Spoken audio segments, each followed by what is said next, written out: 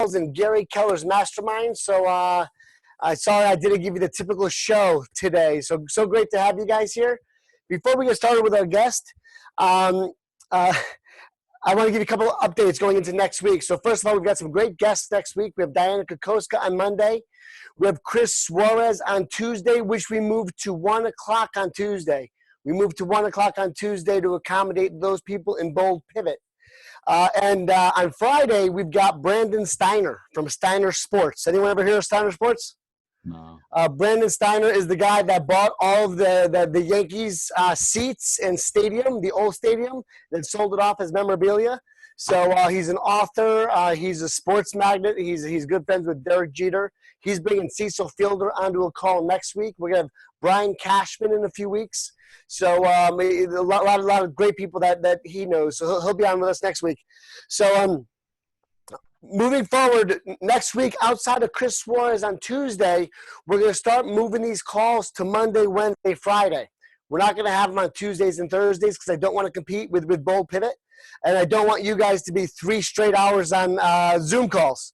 That's called Zoom exhaustion. So we're going to avoid doing it on Tuesdays and Thursdays to support those people in Bold Pivot. So that being said, I'm excited as heck to have our next guest. I asked Stephen Gendel what his title was, and I'm told he's the guy that works with Jason Abrams. I've heard the term director of labs.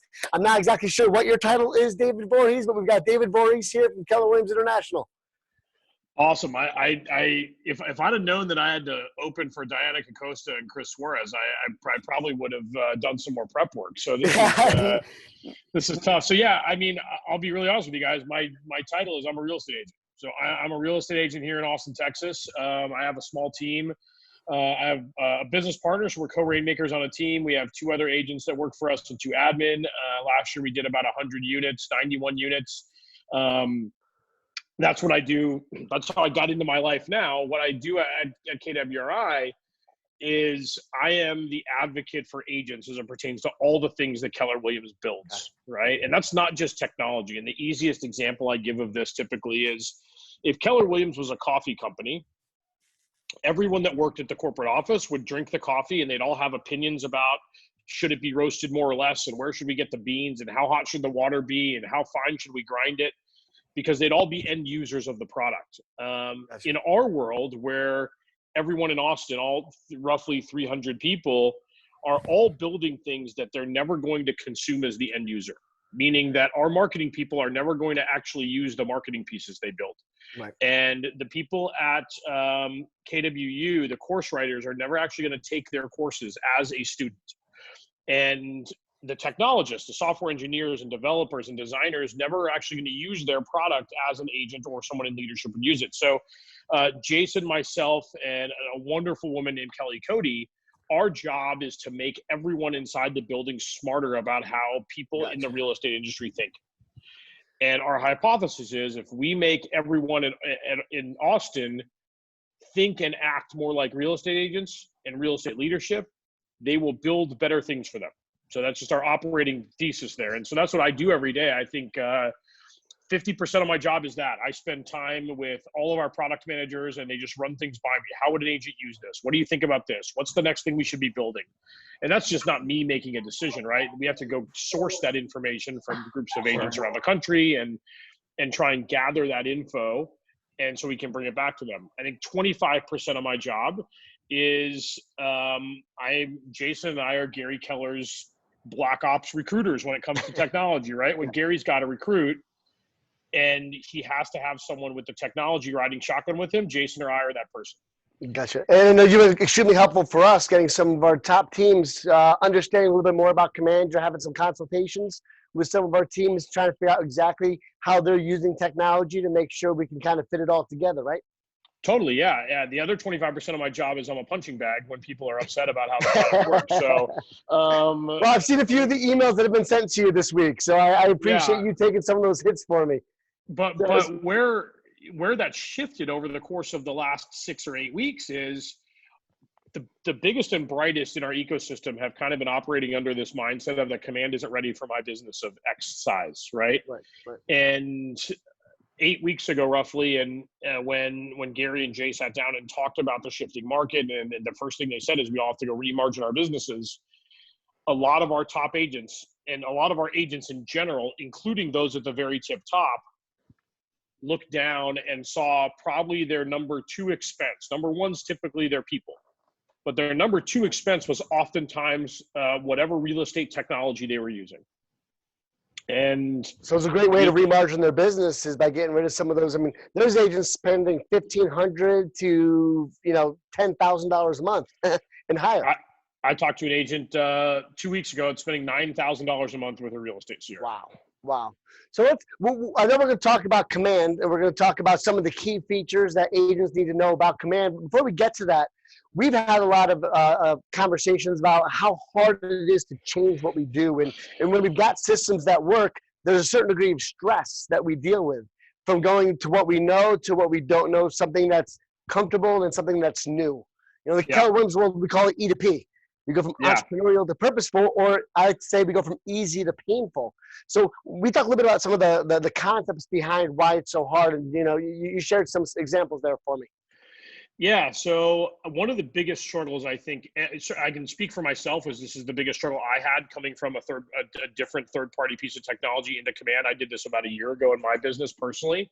And you do about, 100 transactions a year in your business? We did 91 units last year. Yeah, 91 units on my team. And I actually still work through that, believe it or not. Like, I negotiated for some sprinkler repairs yesterday, and I had the pleasure of making the phone call for $100,000 price reduction on $1 million listing.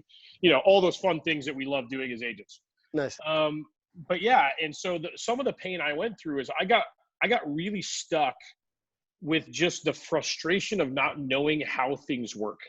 Right. And I think as agents and leadership, we often get stuck in how really easily. Right. And let's remove real estate from it for a minute. And if I decided tomorrow that I was going to go buy a new washing machine and dryer, how I did my laundry would change.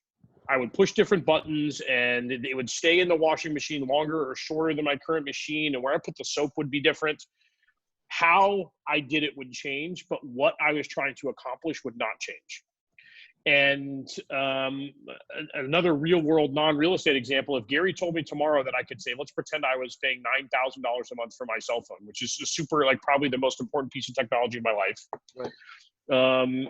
Some could argue the equivalent to my real estate technology if I'm an agent.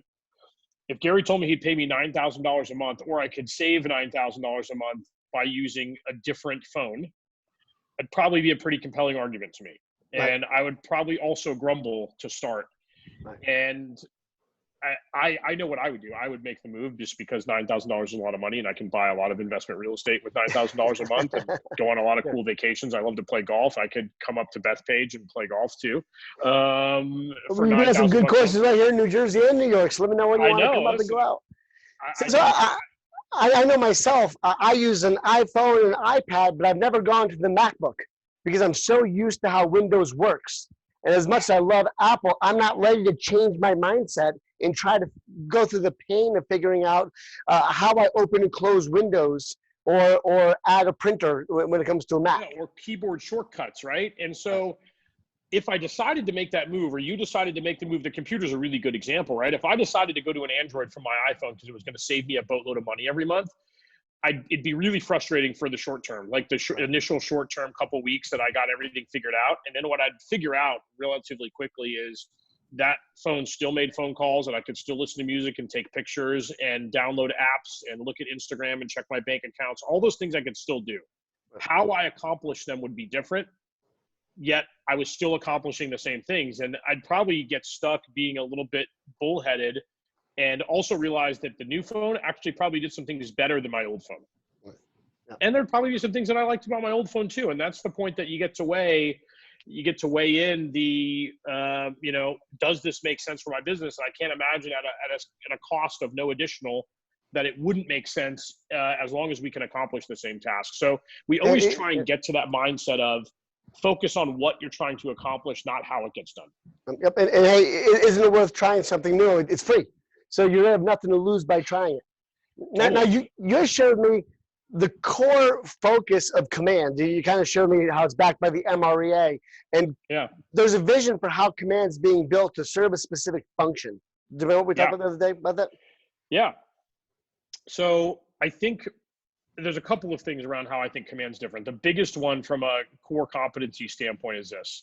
I don't know if how many of you guys remember the concentric circles from the MREA, right? The core advocates and METs and non-METs, and there's a bunch in between, but those are kind of some of the bigger ones.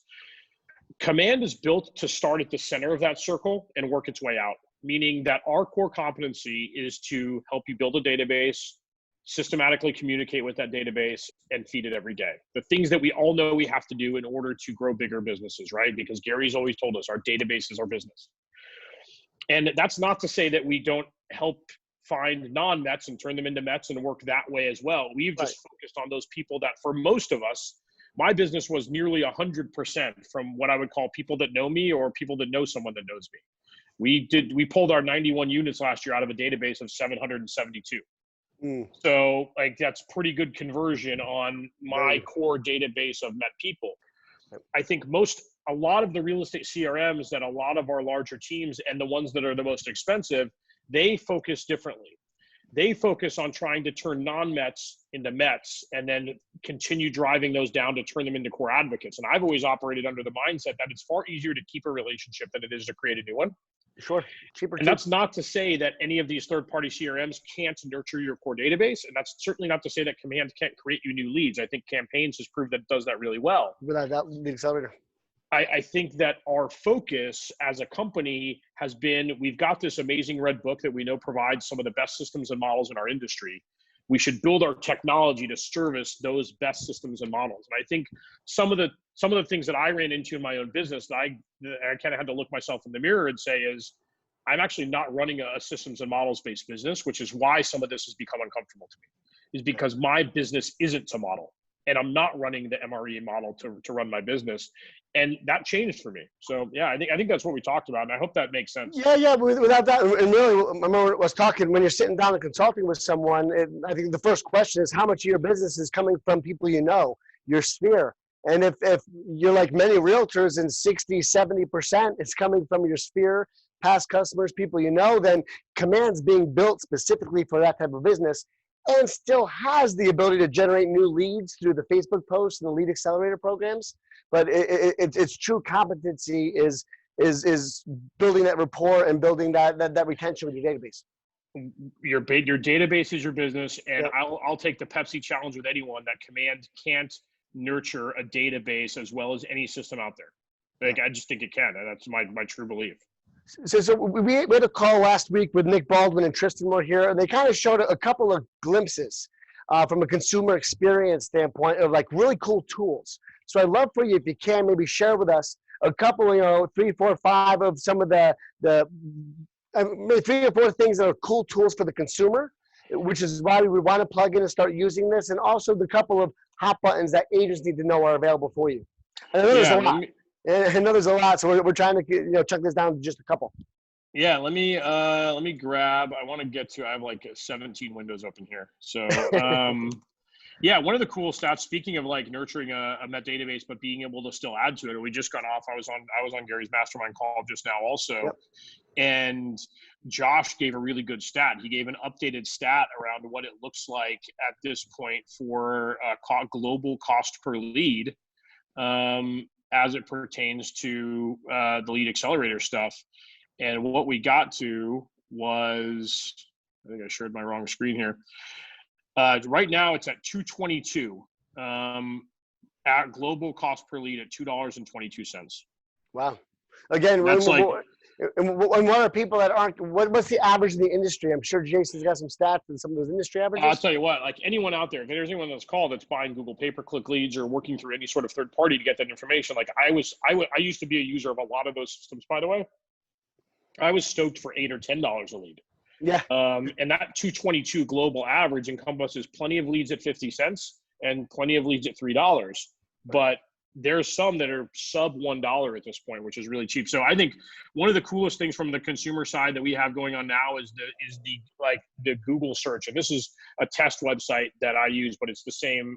It's not my actual team website. We have that at a different URL. I was going to say Gun Real Estate Group. What's that about? Pretty cool. GUNN. That's my business partner's last name. So yeah. So if I wanted to search for Statue of Liberty, like I could actually go and Google Statue of Liberty on our KW sites. We did this with the Willie Nelson statue. I don't know if you guys know. Just type in Central Park, like Central Park, New York. We're just putting Central Park. Central Park. I'm trying to keep it geographically specific to you guys. Yeah. So I'm going to zoom out. I don't know the geography of Central Park well enough to know if it's in the right place, but it sure is. Well, and in our market, where we're commuter lines to Manhattan, you could do like Madison, New Jersey train station. You know, train stations are a hot button for us in our markets. Michael, I just did with the top team in our region, Summit train station, not even New Jersey, and all the homes for sale around. You don't have to put New Jersey. I did Maplewood train station. You don't even have to put New Jersey. It knows the train station. Right. Yeah. Right. So again, and that's exclusive to us, David, because we have a partnership with Google, right? Yeah, so pretty much we've integrated Google search into your consumer website search, meaning that you can search in our bar the same way you would search in Google, right? Now, if I went to a competitor's website, I have never done it with Summit's train station, but if I went to Zillow, I'm curious actually to see what's going to happen now. Uh-oh. No, question. While you're searching, we can't search by counties though, correct? I had a question pop up in the search box here. It looks like my spelling or my zip code is invalid for what they're asking to. It took me to Milwaukee, Wisconsin. So that doesn't necessarily, can I search by county? I mean, I just did Nassau County, New York, and it came up a whole view over Nassau County. So again, I do believe, if you click on that, it might be Nassau County, New York. I don't know. There you go. It brings it in over New York. Yeah, I don't know if that's Nassau County or not. Yeah, but, it's flowing slow, but yeah, that's pretty much, to the left of that is Queens, to the right of that is Suffolk. So yes, you can definitely go by county. Yeah. So I think what we want to make your websites, intuitive to the way that your consumers think, right? Like I know as an agent that like my clients are thinking things like, I want to be close to work or my church or my kids' soccer practice fields or whatever. Like that's how I want to search. I don't want to have to go figure out what zip code that's in or draw a boundary around areas. They want to be able to search in that area because if I wanted to do something like, Yankee Stadium, like I might just want to zoom into this and you'll have to apologize because when I'm on Zoom, so that's Yankee Stadium, it turns out, down to the gates. I could say, cool, I want to live by Yankee Stadium. I'm just going to draw this area right here. And that's where I want to live, right? Like I could just search and draw. And that's kind of how my mind thinks as a consumer as well. So I think that's one of the coolest things that we have going on. For the person in the chat box that said, I want to search walking distance to a certain train station, that's how you would do it. You would search for the train station, you'd zoom in, zoom out, then draw a box maybe around the streets. I saw another comment in here too. Someone asked, does the agent site pages have a New York City IDX feed? KW has the same number of listings in Manhattan as Zillow does. We've confirmed that in the last week. We've got all of the revenue feeds through OLR. So we've got all of the same number of listings that Zillow does, that Compass does. The only feature that we are not working quite right yet is being able to have certain information displayed for co-ops specifically. We had a call with Josh team this week, and we're working on that solution. And we're starting the process to get co-ops as something you can search for and see specific information when you pull up a co-op in Manhattan. And that co-op's going to affect Manhattan, Queens, Brooklyn, Bronx. So we're currently working on that solution right now. Yeah, I can confirm that that's really towards the top of Josh's list. And Michael knows, like, he's working literally directly with Josh and our data team on how we can make sure that it's just as powerful of a search tool in the city as it is everywhere else. And it's Well, actually, really powerful everywhere else. just let the New York City people know, we confirmed that we're getting our own team specifically for the co-op issue. So we're getting a team assigned to us that we're going to be working with over the next 60, 90 days in order to get that issue resolved. So going back to some other key features that you think, for consumer-wise. Yeah, maybe I'll give you a glimpse of some features that are coming. I can't actually show them to you because they're actually not live yet. But one of the cool things, I don't know how many of you guys inside of Command are actually using the checklists inside of the stages and opportunities, right? So I'm sure there's many of you that are using that now. What you're going to see probably in the next week or two is the ability to mark any one of those task list items as consumer update, which means when I check that task list off, the next morning, my consumer is going to get an email that said, these are the things David did for you yesterday, right? This goes back to trying to deepen that relationship with our consumer and make sure that we're constantly in communication. Josh has always talked about this, right? I, as an agent, don't want my consumer calling me at 8 p.m. at night any more than they want to call me at 8 p.m. But the truth of the matter is that when they do call me at 8 p.m., it's because the pain of calling me is less than their pain of not knowing what's going on. And so as I create those robust checklists inside of the opportunity stages, being able to actually mark those for client update, these 3 of 13 items I want to get sent out to my clients tomorrow, so they know that I called the mortgage company to make sure we're still on schedule. So they know I called the title company to make sure that we got the survey. All of those things to just let them know without them having to wonder. So think of that as working in concert with your consumer guide, right? Guide's more like your pizza tracker, and this would be kind of the granular things that you're doing throughout the process. And those are updates the consumer's going to get right through their KW app, correct, on their phone. It's not an email. Yeah. Well, they'll get an email. They'll get an email one, but those are also things that we're working on pushing into the feed inside of the consumer app. I actually spent an hour this morning with our consumer team looking at feed 2.0, including like a ticker about your house and all of the things that are going to show up in that feed inside of the consumer app. Gotcha. Amrita, did you have a question? I see you made a couple of posts. Yeah, so I wanted to specifically talk about, I'm trying to use this feature for one of my buyers. So you're talking about the feature where we talk about like train stations, that feature, correct? Train station, yes. Okay. I'm following up on my question. So I'm using it to say, I want the Ridgewood train station, which I plug in, and then I get all of the homes around it. However, what I think I need, and I don't know if I'm the only one seeing this, but if there was a pin drop to show me where that station was, because right now I don't see where the station is. I just see that the station is somewhere in that map. And if I don't zoom in to find it, and then go to Google Maps to see how close the walk is from 3 of the properties in that area, like I'm still doing multiple steps instead of just being able to see it on site. So if you put in Ridgewood train station, okay, you'll see a bunch of homes come up. But I need something that's a 20-minute walk or less. Gotcha. How are you doing that? What piece of technology are you using to do that now? But by the way, it's just Ridgewood train station. Get rid of that second wood. Oh. So now what I'm doing is I plug it in here. I mean, I told my consumers, I'm like, this is amazing. You can do it by landmark, go look at it. But then when I did it for the first time, I'm like, this is not useful as a consumer because they're from New York City. They don't know where the Ridgewood train station is when you plug it in and it comes up with all those properties.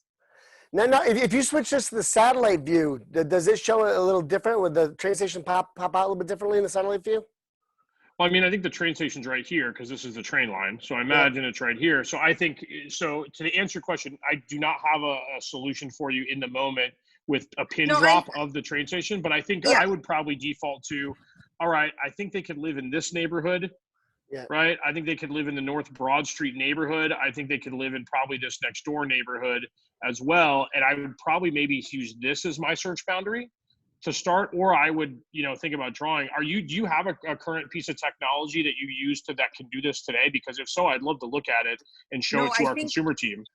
I think we need to implement this. I don't have anything. I'm doing it in a multi-step process. So I find the properties, then I look them up on the map to see what the walking distance would be to the train station.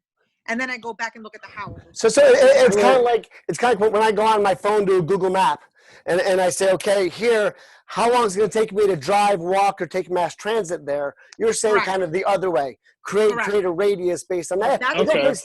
that's what I think list. it should offer. Gotcha. Okay, so this is a feature request. This is not. I was under the impression that you had a search tool you were using today that did this already, and I was going to try and see if I could show that to our team. But okay, so I think to what Michael's saying, I was using it. I felt this as a consumer looking at it for the first time. Yep. So I asked Steve Gendel if I was missing something. He said, no, it's not there. So I'm like, oh, maybe this is something we should recommend, because I think it would be worthwhile for the consumer to have a complete experience in one app and not have to go somewhere else. You can do that. You can do that on the consumer app. So if on the consumer app, I add a place of Summit train station now, or Ridgewood train station as a place in the consumer app, and I pull up homes around it, it will quickly scroll down and show me the walking time.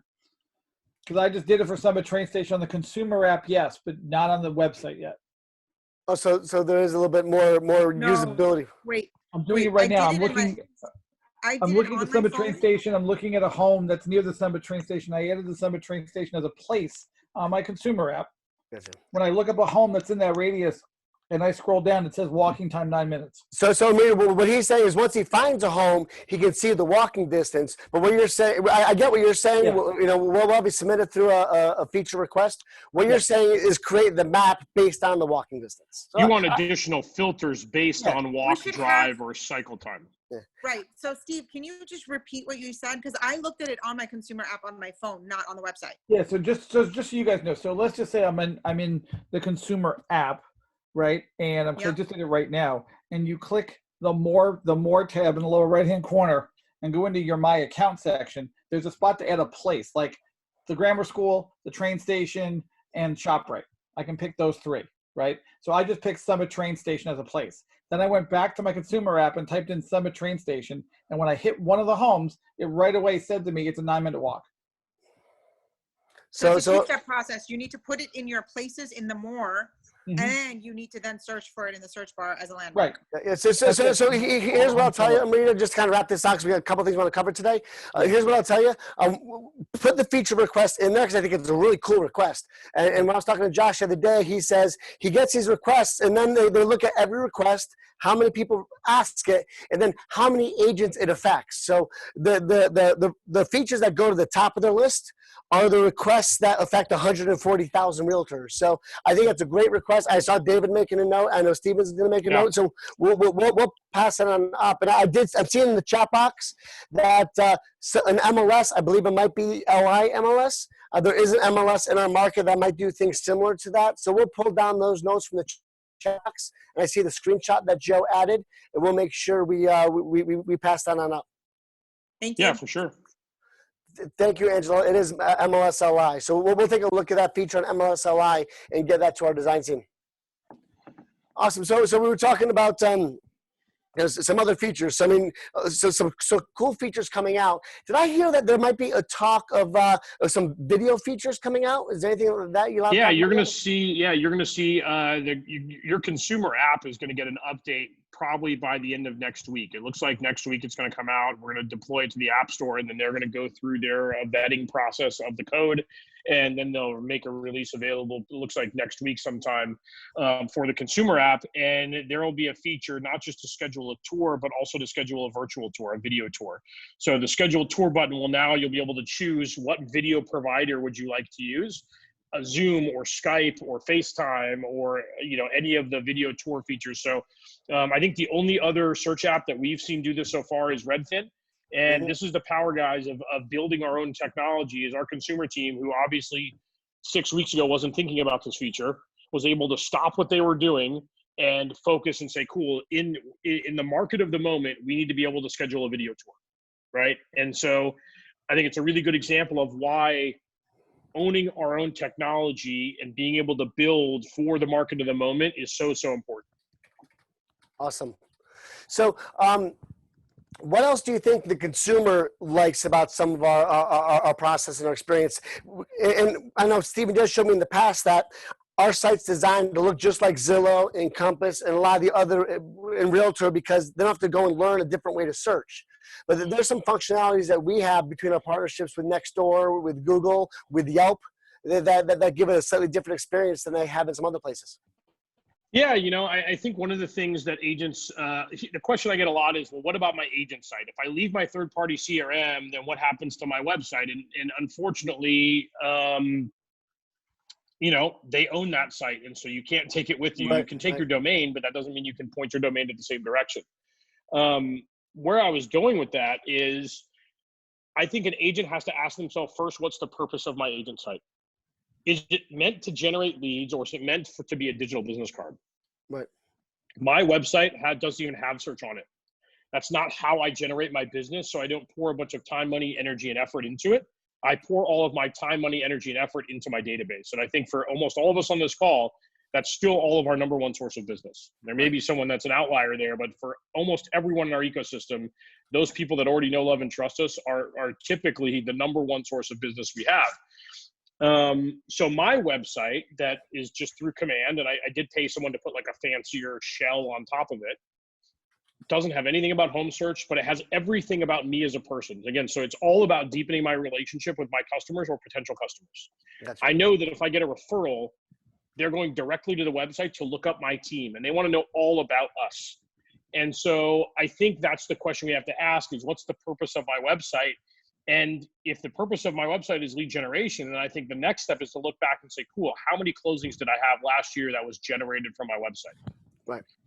And is that number 1 or is that number 100? Like mine was 0. So I haven't spent any time, money, energy, or effort there, but I've spent it doing other things around my website as well. So I think asking the question is really easy to get stuck in the weeds with all of the flashy stuff that you see online in the Facebook groups.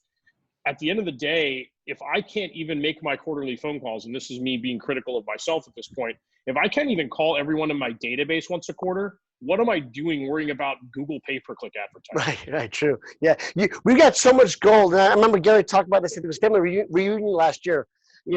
Success is boring. We've got so much gold in our database that we just focus on that, we'd be fine. But everyone's looking for that next shiny object. They're looking for that next little trick. When they don't realize just calling, 10 people a day in your database would probably give you more business than you can handle.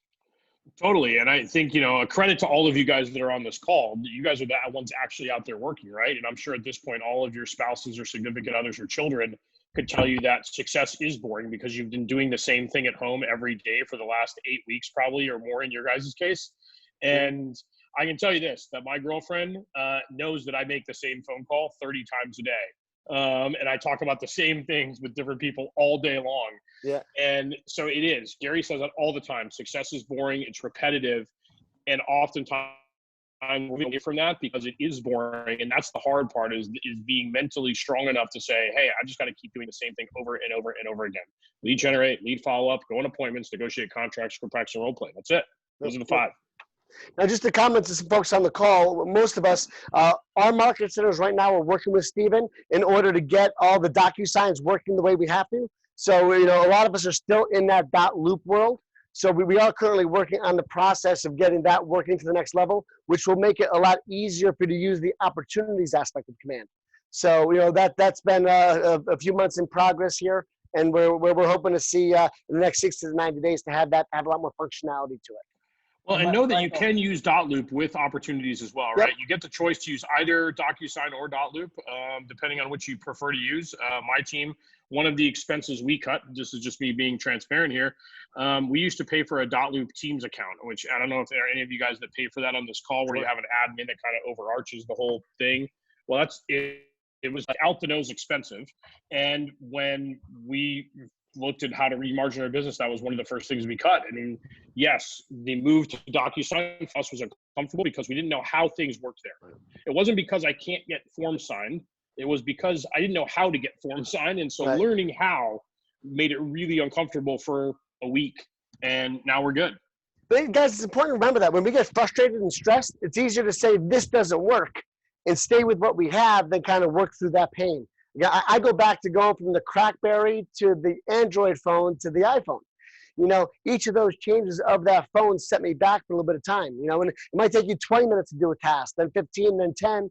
Then once you get a hang of it, a lot of these tasks are designed to be 2 or 3 minutes. So I know, were you going to share some of the way, the functionality you use it for your team? Yeah, I'd love to. If you guys want, if you guys think that would be valuable, I'd love to share kind of, you know, what I think is a best practice that we do in our team. And I think one of the biggest places that all of us as agents, I know myself personally, one of the biggest areas that I lose track of people in is kind of like in that cultivate pipeline, right? Like all of those people that I haven't yet set the appointment with, but that I think are going to hire an agent in the next 12 months. And those are always the people, because something else comes up. I'm off at a home inspection, or I'm worried about negotiating an inspection period. Those are the people I forget to follow up with, and thus end up losing and finding out on Facebook 6 or 7 months later that they bought a house using someone else. And so I just kind of wanted to show you guys my sales pipeline. Now, Keeman, if you're not a team, don't check out here, because you can use this functionality whether you're a team or an individual. I just know that, yeah, I want him to show it specifically from a team, just be able to show that everyone knows it's doable individually. They don't realize it's doable as a team. This is best practice regardless of whether you're an individual agent or a team. So you can see we have our whole sales pipeline set up, and don't laugh at our little numbers, but this is our little business here in Austin. I'm going to drill into one of my team members named Chloe. And if you're an individual agent, you won't have this drop down, but you'll see a pipeline that looks just like this. And you can see in my cultivate category, I've broken my categories down by timeline. Who are the people that I think are going to buy in the next 3 months? Who are the people that are going to buy in the next 3 to 6 months? And who's going to buy in 6 to 12? And then what I've done as a team, we've set standards around what it means for each of these stages and what has to be done. So you can see that every one of these, hopefully, every one of these has an incomplete task. Yes, she's done that right. Well, we're going to spot check her real quick. So every one of these opportunities has an incomplete task. And what that tells me as a rainmaker who does the coaching on my team is that she's set a follow-up task for every one of these opportunities. And I want to take one step back real quick before we go farther. Command's unique ability to separate the person from the opportunity is a massive advantage to you. You can action the person on the contact record, or you can action the opportunity that pertains to that person. Example, Michael's a buyer, and I think he's going to buy a house in 6 months. And he's from my past client database, so I know him, and I've been doing my care calls with him once a quarter, and I'm getting information. We're going over the Ford script, and I'm getting to be in a better relationship with Michael. All of those quarterly phone calls, my care calls for Michael, all those notes are going on Michael's contact record because those pertain to Michael, the person. Michael now has told me he's going to buy a house in 6 months. If I call him to follow up about that purchase, those notes are going on this opportunity. So I hope that makes sense. Yep. I want to action the opportunity differently than I action the person. So if we think of Michael as a Google Drive folder, and then every opportunity that ever pertains to Michael as a subfolder of Michael's master folder. Because 10 years from now, when Michael goes to buy his third house from me, I don't actually really care about any of the conversations we had around house one. But I do really care about all of those personal conversations we had in the meantime, and think of those contact details on the personal conversation about Michael are the ability for me to stay in a relationship so he does buy house 3 for me, and 4, and 5, and 6. So before we dive into what we're doing here, that's kind of what I wanted to show. But if we look here, everyone has an incomplete task. And that tells me as a rainmaker, or if I was an individual agent, that would tell me that I'm good here. All of my next follow-ups are set with my buyers. Now I just have to go through and actually do the tasks. And those show up in the tasks applet on the left-hand side. And one of the things we've done in the tasks applet, before you leave this area, I just want to put this in there. If you could, someone asked if you could show them how to put a comment in the opportunity. So I don't know if you're going to move on to something else. Let's make sure we address that over here.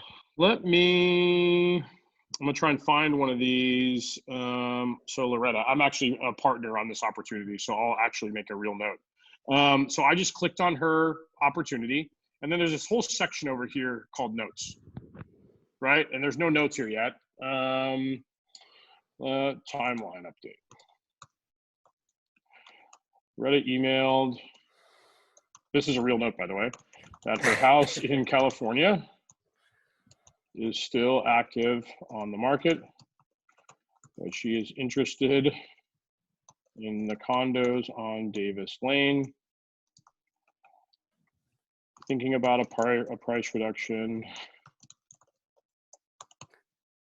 So as we go here, guys, I'm paying attention to the chat box. So if you have a question, feel free to throw it in the chat box. I do want to take this time to get your questions answered. If we find your question or comment is more of a feature suggestion, we're going to kind of put that to the side so we can, put that in the list. And if we find it's something that might be a little bit more unique to you, we might have you schedule some time with Steven, at a different time. So I just kind of want to set that template. I want to get some questions answered for you, but there might be some that we say, hey, let's talk afterwards, or let's put this in the feature request area. I hope that sounds fair. Yeah, so here you can see I just left a note. It has my picture. It has when I left the note. And now anyone that's a part of this opportunity, so I work with oftentimes I work with a co-agent because I do this a lot during the day. So Chloe will also be able to come into this opportunity and see this note as well. And so she'll always be informed as to what's going on. So this is a note on an opportunity, but if I were to click on Loretta's contact record up at the top, I could go leave a note about Loretta, the person. So I hope that answers the question. I think it does. And Steven, if you can pay attention to the chat box too and make sure we'll answer this. Someone just said, so you're creating multiple opportunities in one contact record? 100%. Yeah. Yep. If Loretta had a house to sell and buy, that would be two separate opportunities, right? Yeah. It's possible that she would sell her house and never buy. I'd still get one opportunity. And I think one of the really unique advantages of Command is that in almost every other system on the planet, the person is the opportunity. You only have one place to take action, and that's on their contact record. Right. Here, we actually get to separate them out, so you get a really clear picture of the person and all the things that happen around that person as well. So go ahead. So I see a question in here on emails. If you email someone, is that attached to the opportunity? Don't the emails, if you're connected to Gmail, do the emails come into the contact record? Yeah, there's a conscious stream of thought there on the contact record about email. So if you think of each opportunity, you remember the manila folders that had the checklist on the front, and that's where you kept all of the documents pre-technology. Think of the opportunity as just your digital manila folder, right? Gotcha. And all the notes that you would have written inside or on that manila folder happen on the opportunity, and all of the checklists live in there too. It's just that's your transaction log. Gotcha. By the way, I've never thought of myself as a Google folder before, so I really appreciate you expanding my mind. There you go. Now you're a Google folder. So yeah, this is the standard on my team is that everyone that lives in Cultivate, which again are people that I have not set an appointment with, must have an incomplete task, which tells me that I have already scheduled my next follow-up with them. One of the questions I get a lot is, well, why can't I automate all this stuff? And I'm of the belief that I don't want to automate my most important relationships. These are personal, individual calls about this person's buy or sell opportunity. Right. All I want to do is remind myself when the next time I need to talk to them is. Our standard is that if you're 0 or 3 months away from hiring an agent, that we contact you once a week. So every one of these, if I check, these all should be due within the week. So this is due on the 5th. So she's 100% so far. We'll see if she gets there. No, on that buyer, if you've got a task that you want to assign to someone in your team, how does that work? Can you do that here? Yeah. So you can see that this is assigned to Chloe. There's Chloe, and there's when it's due. And so she'll see that in her task update. So you can add another item and perhaps assign it to an admin or someone else on the team? Totally. I could assign this. I could assign an opportunity task to anyone that's attached to my team. Yep. And so we have to have an incomplete task for everyone in our Cultivate, just as a follow-up to make sure that I don't let any of these people fall through the cracks. Right. Yep. Obviously, those checklists get far more robust the farther you go down the process. But here, it better say 0 of 1 on everything. If they're 6 to 12, we're talking to them once a month. If it's 3 to 6, we're talking to them once every 3 weeks. And if it's 0 to 3, we're talking to them once a week. Now, David, I don't know whether it was you or Jason, but someone introduced me the other day, and I saw Josh shared it on our call yesterday. In the marketplace, there's a really cool support or service coaching function or that people are getting great feedback on. Do you know anything about that particular program? Let's jump into the marketplace, and I bet I'll be able to figure out. I wonder if it's not with our enablement team. That would be my guess, is we've got some awesome stuff going on with our enablement team. And I don't know when I see, because I went in there and checked it out yesterday. So when it comes, I think it's important because a lot of people are saying, how do I get from A to B? I believe it was under coaching and training. Yeah, I think it's that. I think it's one of those right there. Your It's guided. Command Essentials and Mastering Command. So there's Yeah. two things here, right? So both of these programs are run through internally at KWI through our enablement team, and we stood up an entire team of people. You know, a lot of us, again, this kind of goes back to the how a little bit, right? Mm-hmm. That how gets really, really frustrating at times, and sometimes we just want someone to walk it through it with us. And so these are two courses. One's called Command Essentials, and the other is called Mastering Command. And if I click on this, it's going to tell you exactly what you get here for $39. You're going to get all of this stuff, right? So I think this is on sale right now for 39 bucks. You can take a tour. You can see exactly what you get. And it's going to walk you through 2 3-hour half-day sessions, fast track your command onboarding, learn core functionality. So if you do want a little bit more of a walkthrough and you want to do it in here, next available session is May 7th and Friday, May 8th. So you could do that literally next week. You could go through and take a command fast track class in 2 days, 2 half-day sessions, and learn everything you needed to know about command to get started. And just kind of think of our enablement team as your safety net, right? To make sure you don't fall down. And by the end of those 2 half-day sessions, you're going to feel really good about navigating your way around, what things are there to do, and how they work the best. Awesome. And I believe there's even a functionality for team here. So for someone that wants to learn faster and don't want to wait till the next class that the market centers are doing, these are programs that will kind of walk you through step by step so you can learn at your pace. These are not one-on-one classes. These are kind of pre-recorded type of process flows, correct?